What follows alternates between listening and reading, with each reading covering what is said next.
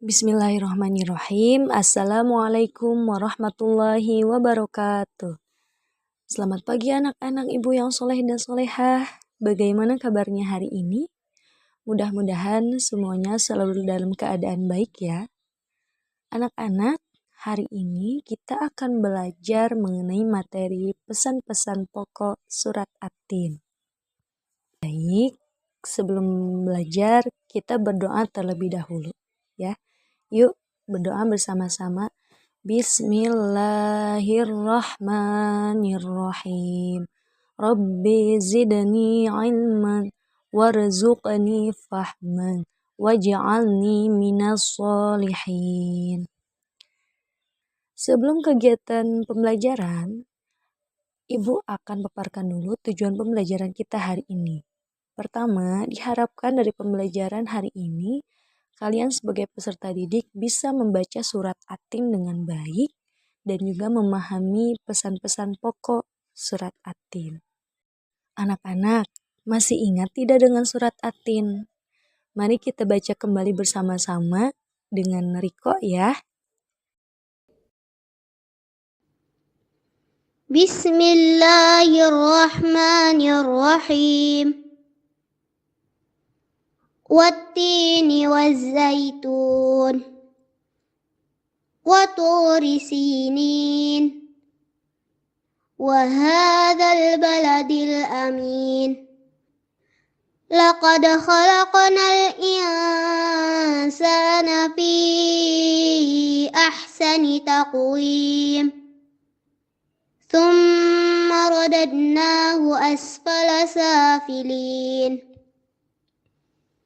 إلا الذين آمنوا وعملوا الصالحات فلهم أجر غير ممنون فما يكذبك بعد بالدين أليس الله بأحكم الحاكمين. Selanjutnya kita akan bahas tentang pesan-pesan pokok surat At-Tin. Kita akan mulai dari ayat 1 sampai 3. Ketiga ayat ini menyebutkan ada dua buah yang sangat berharga dalam konteks budaya dan sejarah Arab, yaitu buah tin dan buah zaitun, sebagai simbol kesuburan dan juga keberkahan. Allah Subhanahu wa Ta'ala menggunakan buah-buahan ini sebagai saksi untuk menunjukkan kebesaran dan keagungan ciptaan Allah. Buah tin dan buah zaitun juga banyak tumbuh di negeri Syam. Nah, kalau sekarang itu namanya negeri Palestina, Suriah, Yordania, dan Lebanon. Dan Baitul Maqdis, Yerusalem Palestina, yang merupakan tempat para nabi diutus, antara lain Nabi Isa alaihi salam.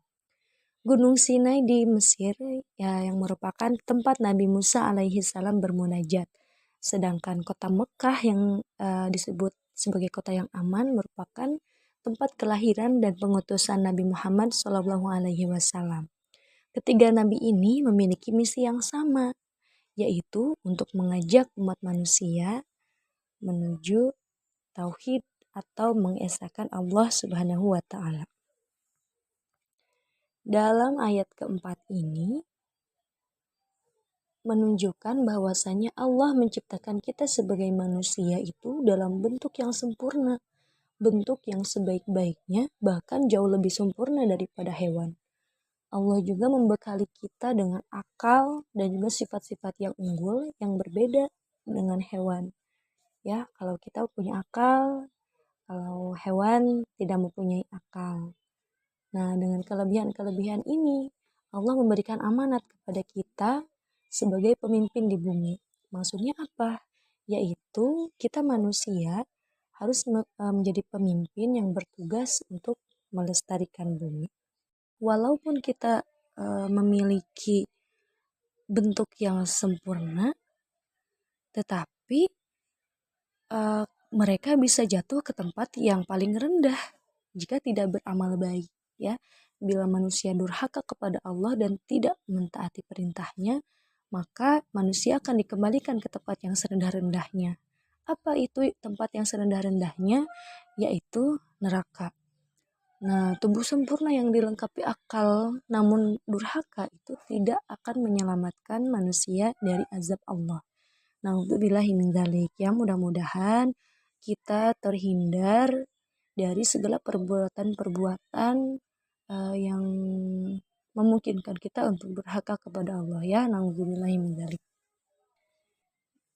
Pada ayat ini ditegaskan bahwasanya orang-orang yang benar-benar beriman dan mengerjakan kebajikan pasti akan dibalas oleh Allah dengan pahala yang tidak pernah terputus dan juga mereka akan diselamatkan dari neraka. Nah, mudah-mudahan kita termasuk ke dalam golongan orang-orang yang beriman ya, yang diselamatkan dari api neraka. Amin ya rabbal alamin.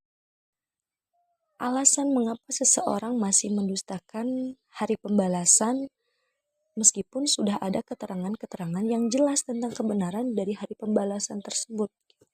Keterangan-keterangan ini mencakup bukti-bukti dan tanda-tanda kekuasaan Allah yang sudah diungkapkan melalui ciptaannya, wahyu, dan juga ajaran agama. Ya, Allah menciptakan kita dengan bentuk yang sempurna, melewati berbagai tahap dari bayi, anak, kemudian akan menjadi remaja, nanti akan melewati masa dewasa, tua, dan kemudian kita akan meninggal.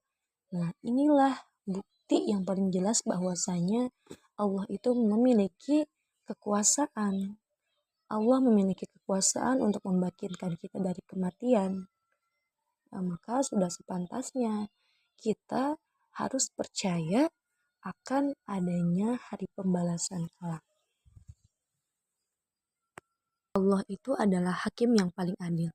Tidak ada keadilan yang melebihi keadilan Allah dalam mengadili amal perbuatan manusia pada hari pembalasan kelak.